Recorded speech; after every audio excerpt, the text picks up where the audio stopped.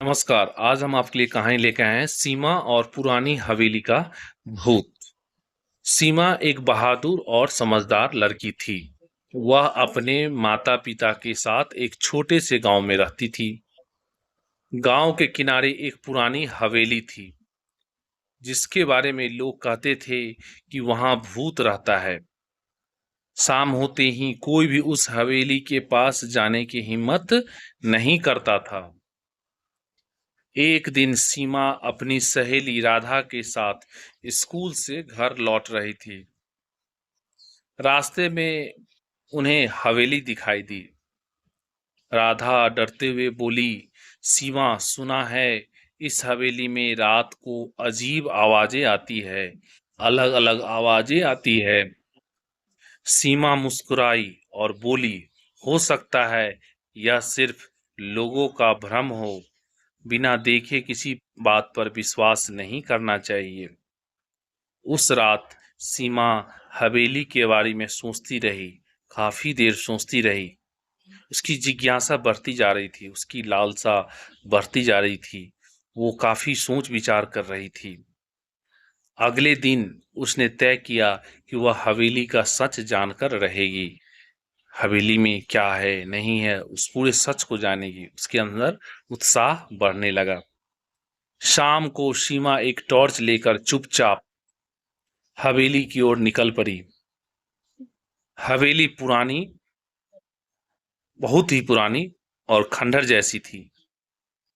उसके बड़े बड़े दरवाजे टूट चुके थे और खिड़कियां हवा में चरमराती थी। जैसे ही सीमा अंदर गई, उसे ठंडी हवाओं का झोंका महसूस हुआ। काफी ठंडा महसूस हुआ, एक अलग ही अनुभव हुआ। अचानक ऊपर की मंजिल से किसी के चलने की आवाज आई। लगा वहां कोई चल रहा है।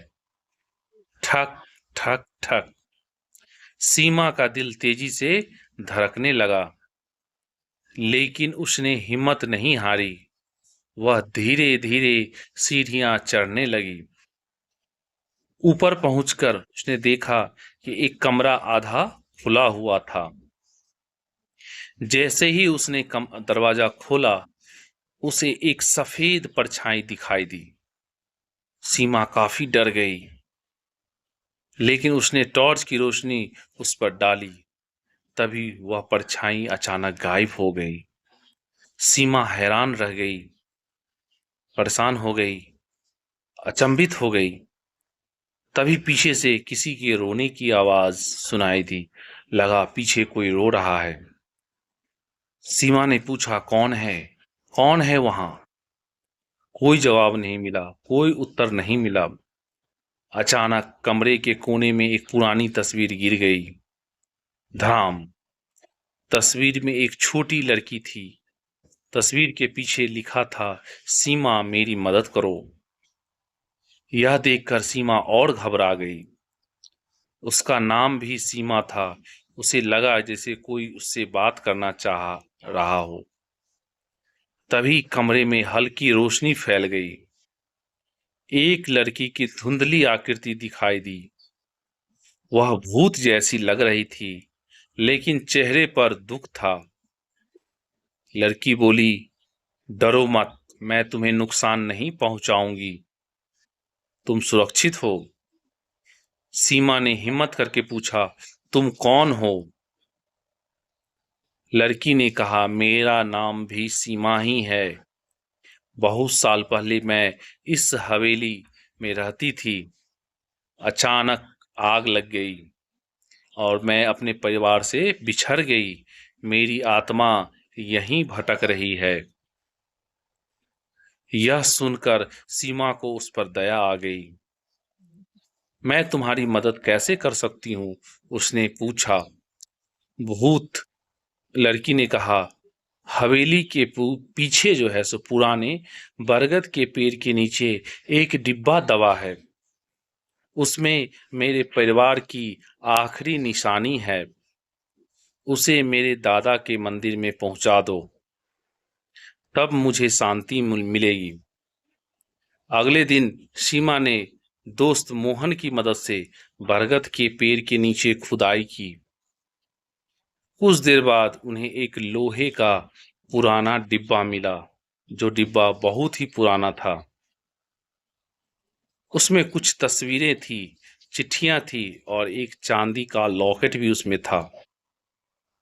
सीमा वह डिब्बा लेकर गांव के पुराने मंदिर पहुंची।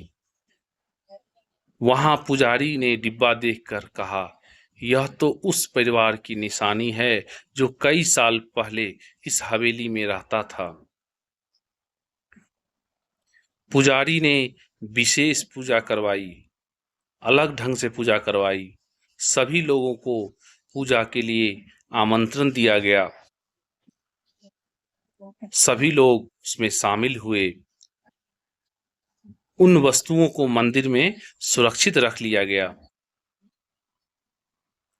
उस रात सीमा फिर हवेली गई। सीमा के मन में हुआ कि चलो एक बार फिर से हम हवेली हो आते हैं। उसके अंदर ये इच्छा बलवती हुई कि चलो मंदिर एक बार, जो हवेली है उसको हम लोग घूम के आते हैं। वही कमरा अचानक रोशनियों से भर गया।